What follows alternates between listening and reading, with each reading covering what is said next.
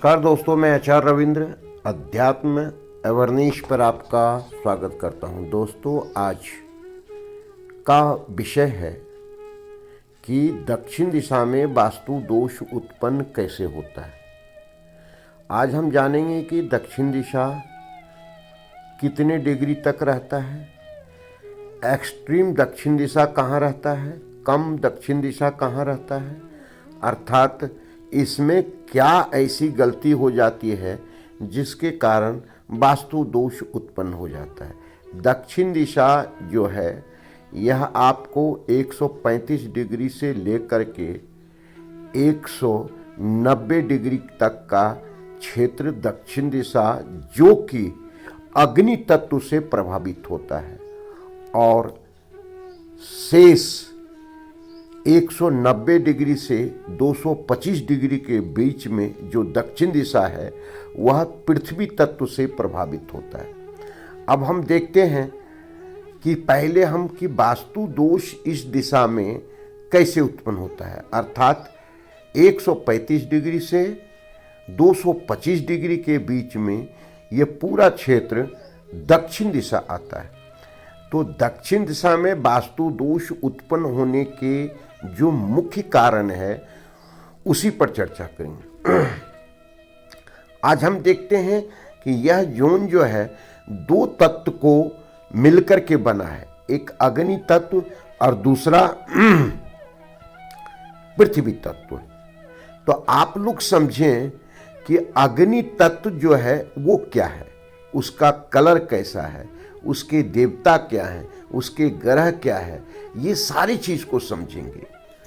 और अग्नि कोण से रिलेटेड अगर हम वहाँ कोई चीज का निर्माण करते हैं तो वह पॉजिटिव एनर्जी देता है, और अग्नि तत्व से विपरीत तत्व का कोई चीज का भी निर्माण कर देते हैं तो वह नेगेटिव एनर्जी देता है, अर्थात वास्तु दोष उत्पन्न करता है।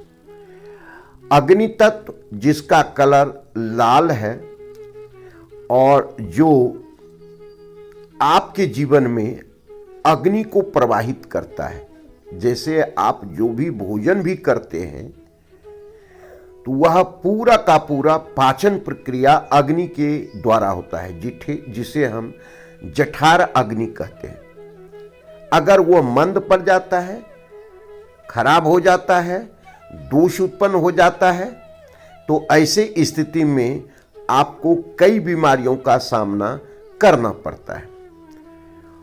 तो अग्नि तत्व के विपरीत तत्व जो है वह जल तत्व है। सबसे अधिक वास्तु दोष उत्पन्न करने वाला कोई अगर दक्षिण दिशा में है तो वह जल तत्व है। जल तत्व में पहले हम कलर को लेते हैं। नीला कलर या ब्लैक कलर अगर दक्षिण दिशा में आ जाता है तो सबसे अधिक वास्तु दोष उत्पन्न करता है। जब घर का हम निर्माण करते हैं, नया रंग रोगन करते हैं तो वास्तु जानकारी के अभाव में हम वहाँ का कलर अपने चॉइस के आधार से नीला या ब्लैक कर लेते हैं। यह कलर कई प्रकार से उत्पन्न होता है। यहाँ एक तो पूरे वॉल में आपने कलर किया अंदर बाहर, उससे दोष उत्पन्न हो गया। या वहां पे हम अगर ब्लैक कलर का ग्रेनाइट लगा दिए, ब्लू कलर का टाइल्स लगा दिए तो भी ये दोष उत्पन्न हो जाता है, फर्श में भी। और अगर वहां हम किचन वास्तु से बना लिए हैं लेकिन वहां पे हम अगर ब्लैक कलर का ग्रेनाइट लगा दिए तो वह वास्तु दोष उत्पन्न करने लगता है।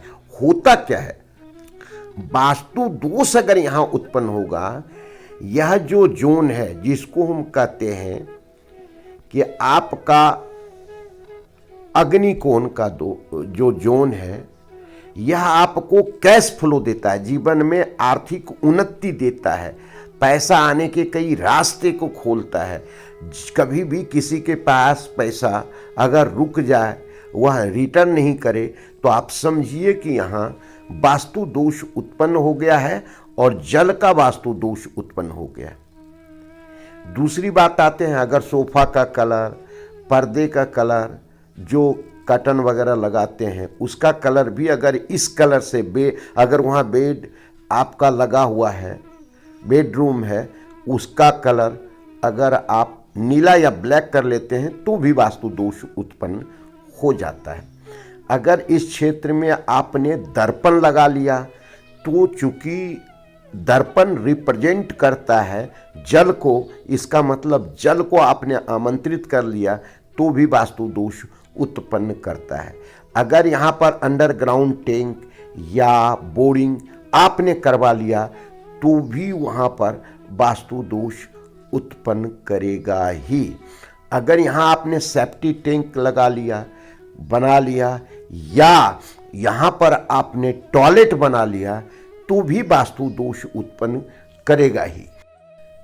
किस कारण से वास्तु दोष दक्षिण दिशा में उत्पन्न होता है और इसके सरल उपाय क्या है? अब उपाय पर आते हैं।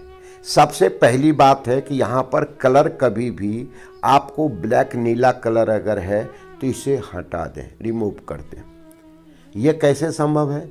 घर का रंग रोगन जो आप कर रहे हैं उसमें रेड फैमिलियर, पीला फैमिलियर से मिलता जुलता कलर कर सकते हैं तो ये उतना दोष उत्पन्न नहीं करेगा, कंट्रोल हो जाएगा। पर्दा, सोफ़ा का कलर है तो आप हटा दें। अगर टॉयलेट है तो बिल्कुल हटा दें, सेप्टी टैंक है तो बिल्कुल हटा दें, अंडरग्राउंड टैंक है बिल्कुल हटा दें, बोरिंग है बिल्कुल हटा दें।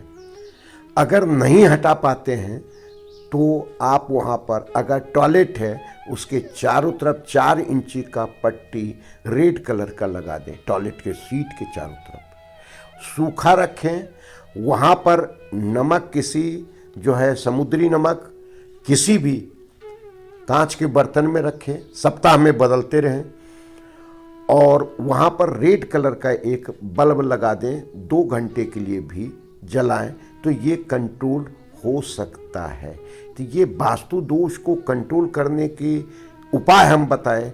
अगर और विशेष उपाय की ज़रूरत है तो हमारे कमेंट बॉक्स में आ करके आप